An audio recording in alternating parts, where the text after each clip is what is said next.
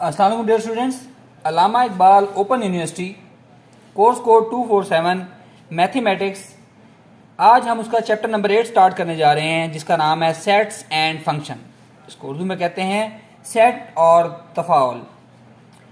इस चैप्टर के अंदर डियर स्टूडेंट्स हम पढ़ेंगे कि सेटों पर अवामिल क्या क्या होते हैं, यानी कि उस पर यूनियन क्या होता है, तुकाते क्या होता है, कंप्लीमेंट क्या होता है, उनके आपस में सनाई रवाबत क्या होते हैं, यानी फंक्शंस के आपस में रवाबत क्या होते हैं, और तफ़ाइल हमारे पास क्या है। फिर यह है कि सेटों को ज़ाहिर करने की अलामत क्या होती है।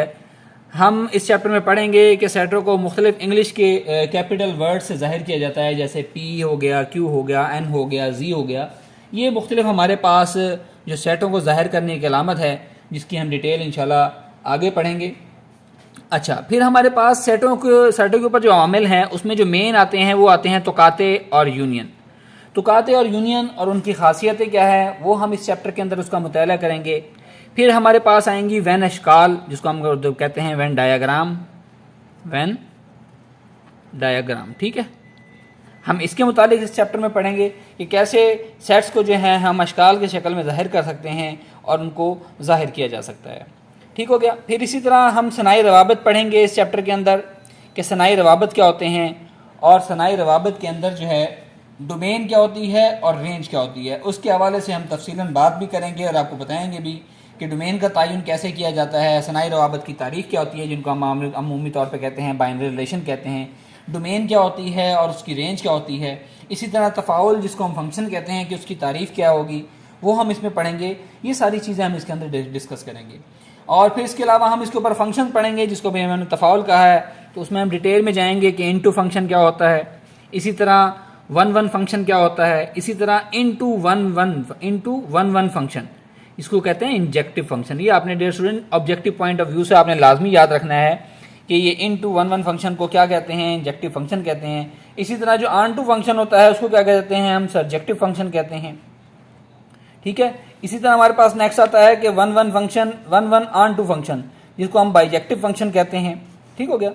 अच्छा चलें डियर स्टूडेंट्स, अब हम अपने चैप्टर का यहाँ से आगाज़ करते हैं कि बेसिकली जो हमारा सेट है जिसको हम कहते हैं सेट कहते हैं कायनात में हर चीज़ जो है वो क्या कहलाती है, वो शय कहलाती है। हम कहते हैं मिट्टी भी एक शय है, पानी भी एक शय है, हर चीज़ एक शय कहलाती है, ठीक है। इन जो हमारे पास इन अशिया का वाज़े मजमुआ या इकट्ठ जो है, इसको हम सेट कहते हैं। यानी हमारे पास कुछ चीज़ें हैं इकट्ठी हो गई हैं, उनको अगर हम वाज़े मजमुआ हो, यानी वाज़े मजमुए का क्या मतलब होता है, इसका मतलब ये होता है कि हम उनको अच्छी तरह से डिफ़ाइन कर सकें, किसी को बता सकें, तो फिर हम कहेंगे कि ये सेट है। सेट को हरूफ तहज्जी से ज़ाहिर किया जाता है, जैसे कि यहाँ पर मेंशन है कि ए बी सी, जैसे मैंने ऊपर भी किया था, पी क्यू एन जी वगैरह से ज़ाहिर किया जा सकता है। और सेट में मौजूद अशिया जो हैं वो मेम्बरान या अरकान कहलाती हैं। ये ऑब्जेक्टिव पॉइंट ऑफ व्यू से है कि मेम्बरान या अरकान सेट के क्या होते हैं, कि सेट में मौजूद अशिया जो है मेम्बरान या अरकान कहलाती हैं। फिर यह अरकान को छोटे हरूफ या अदाद से ज़ाहिर किया जाता है। कैसे, जैसे बी एक अगर हमारे पास सेट है तो उसके अंदर अरकान या मेम्बरान क्या हैं, वो ए है, बी है, सी, ये देखिए स्मॉल में है। और जो सेट है उसको हम कैपिटल में ज़ाहिर करते हैं। 1 2 3 नंबर भी हो सकते हैं, कोई और चीज़ भी इसके अंदर हो सकती है।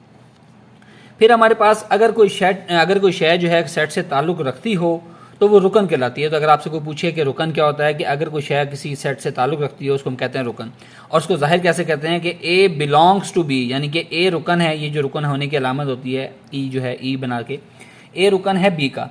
और अगर कोई शय जो है वो सेट से ताल्लुक़ ना रखती हो तो वो रुकन नहीं होती, यानी कि एक्स जो है वो रुकन नहीं होगा बे का। तो उसमें हम सिंपली क्या करते हैं, हम लिखते हैं इस तरह का ई बनाते हैं और उसको काट देते हैं, तो ये रुकन ना होने की अलामत जो है वो कहलाती है। ठीक हो गया स्टूडेंट्स। चलें अब हम आगे आएंगे इंपॉर्टेंट सेट्स के ऊपर, कि इंपॉर्टेंट सेट्स क्या होते हैं।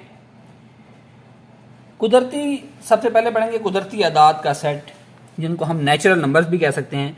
गिनती के अदाद कुदरती अदाद कहलाते हैं। गिनती तो आप सब लोगों को आती है ना, 1 2 3 4 5 6, तो इसको हम एन से ज़ाहिर करते हैं। तो अगर आपसे कोई पूछे कि नेचुरल नंबर या कुदरती नंबर को किससे ज़ाहिर करते हैं, तो एन से। तो आपने इसको ऑब्जेक्टिव पॉइंट ऑफ व्यू से आपने डियर स्टूडेंट्स इसको याद रखना है।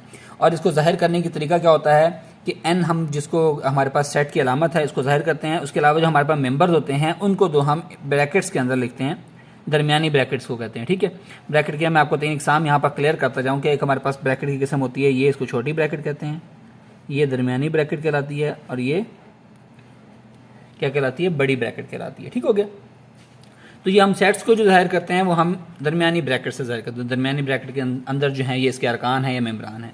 उसके बाद आता है मुकम्मल आदाद का सेट। मुकम्मल आदाद के सेट को हम W से ज़ाहिर करते हैं। मुकम्मल आदाद के सेट को W से ज़ाहिर करते हैं। फ़र्क इसमें क्या होता है, कुदरती आदाद में 1 2 3 4 से स्टार्ट होता है, जबकि होल नंबर के अंदर 0 1 2 3, इसको होल नंबर भी कहते हैं, 0 भी इसके अंदर शामिल है। कुदरती आदाद के अंदर 0 शामिल कर दें तो वो होल नंबर बन जाता है या मुकम्मल आदाद का सेट बन जाता है।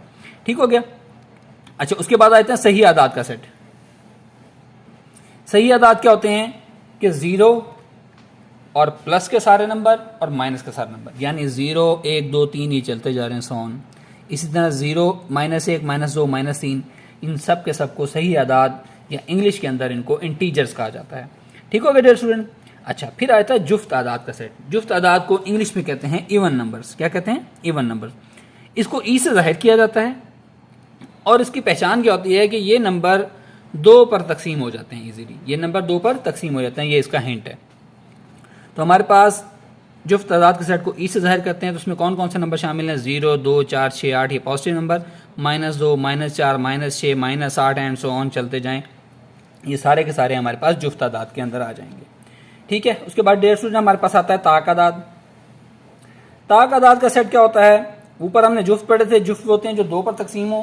ताक वो होते हैं जो हमारे पास ताक की पहचान है 1 3 5 7, ये सारे के सारे हमारे पास क्या हैं? ताक आदाद हैं। इसी तरह -1 -3 -1, यानी कि आप जुफ्त को निकाल दें तो ताक आपके पास बच जाएंगे।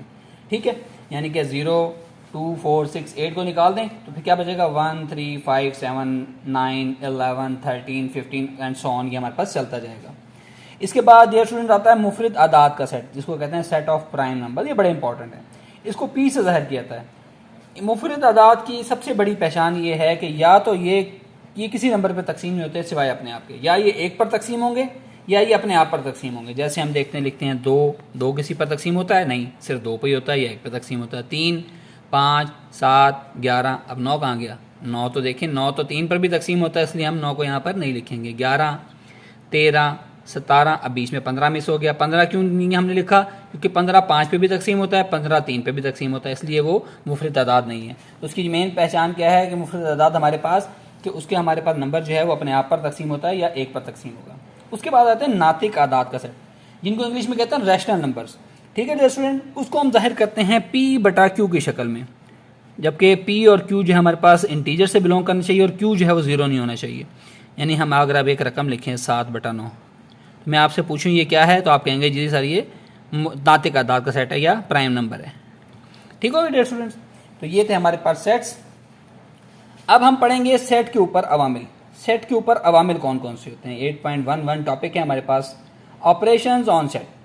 आदाद की तरह देखें, आदाद के ऊपर भी हमारे पास मुख्तलिफ ऑपरेशन होते हैं। आदाद जमा होते हैं, तकसीम होते हैं, तफरीक होते हैं, ज़रब होते हैं। ठीक है, इनको स्केयर होता है और बहुत सारी चीज़ें इसके अंदर चलती रहती हैं अगर आप डिटेल में जाएंगे।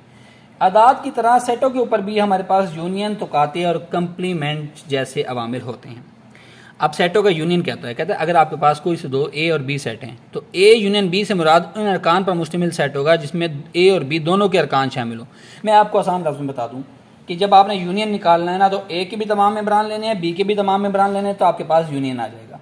ठीक है। यहाँ नीचे मैंने उसको एलैबोरेट किया है एग्जांपल से कि ए यूनियन बी जबकि एक्स के बराबर होता है, जबकि एक्स ए का भी रुकन हो और एक्स बी का भी रुकन हो, जिनमें से दोनों रुकन हो वो इसके अंदर शामिल हो जाएंगे। अब मैंने आपको मिसाल के लिए एलैबोरेट किया। मैंने आपको बताया था कि यूनियन के अंदर तमाम के तमाम नंबर आ जाते हैं। ए एक सेट है जिसके अंदर नंबर हैं 1 2 3, बी एक सेट है जिसके नंबर हैं 3 4 5। हमने निकालना है ए यूनियन बी। मैंने आपको बताया था ए यूनियन बी के अंदर तमाम के तमाम रकम आ जाती है, यानी कि ए की भी और बी की भी। 1 इसके अंदर आएगा, 2 इसके अंदर आएगा, 3 इसके अंदर है। अब 3 यहाँ पर भी है, यहाँ पर ये एक दफ़ा आएगा। इसी तरह 4 और ये 5। तो ए यूनियन बी यानी इसके अंदर तमाम के तमाम हमारे पास सेट्स जो है वो आ गए हैं। ठीक हो गया।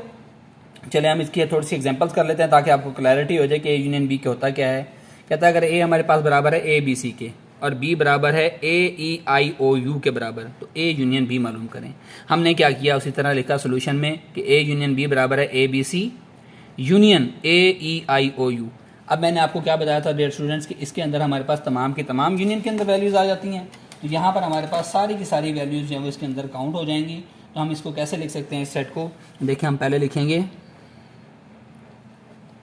यहाँ सेट के लाइन में डालें ए बी सी ये सारे आ गए, ए इसमें रिपीटेड था एक दफ़ा आ गया, फिर उसके बाद ई आई ओ यू, तो क्या देखें सारे के सारे ही एलिमेंट्स इसके अंदर आ गए, ये होता है यूनियन में। ठीक है, चलें इससे नेक्स्ट एग्जांपल के अंदर आए। अब आपने मुझे बताना है क्या कहता है सी यूनियन डी मालूम करें, जबकि सी बराबर है 2 3 4 5 के और डी बराबर है 6 और 7 के। हमने सी यूनियन डी मालूम करना है, तो हमने क्या किया 2 3 4 5 यूनियन 6 7। अब स्टूडेंट्स आप अपने जहन में सोचें कि आपने करना क्या है इसके साथ। यूनियन के अंदर तमाम के तमाम हमारे पास आ जाते हैं, तो हम लिख सकते हैं 2 3 4 5 6 7, ये इसका आंसर हो गया। यानी कि अब आपको यूनियन का कंसेप्ट क्लियर हो गया कि जब दो सेटों को यूनियन लेना है तो उनमें से दोनों चीज़ें जो उनके अंदर चाहे मुश्तरक हैं चाहे वो मुश्तरक नहीं है, सारी की सारी चीज़ें आपने उस सेट के अंदर ज़ाहिर कर देनी है। ठीक है, इसी तरह हम इसके थर्ड पार्ट के ऊपर आते हैं। इसी एग्जांपल के थर्ड पार्ट है कि ई यूनियन एफ मालूम करें, जबकि ई बराबर है 1 2 3 5 7 और एफ बराबर है 2 4 6 8। तो हमारे पास हमने ई यूनियन एफ मालूम करना है, तो 1 2 3 5 7 यूनियन 2 4 6 8। तो हम इसको यहाँ पर लिख सकते हैं 1 2 1 2 3। उसके बाद देखें दो एक दफ़ा दो दफ़ा था, एक दफ़ा आ गया, फिर 4 तरतीब भी आपने याद रखनी, 4 के बाद देखें 5 आता है, यस आता है, उसके बाद 6 आता है, 6 आता है, 7 आता है, 8 आता है, 8 आता है। तो ये हमारे पास डियर स्टूडेंट इसका आंसर हो गया। आई होप कि आपको ये लेक्चर समझ आया होगा। इसमें हमने इनिशियल डेफिनेशन पढ़ी हैं और यूनियन के हवाले से पढ़ा है। नेक्स्ट लेक्चर में हम इंशाल्लाह नेक्स्ट टॉपिक के साथ हाजिर होंगे। अस्सलाम वालेकुम, अल्लाह हाफिज़।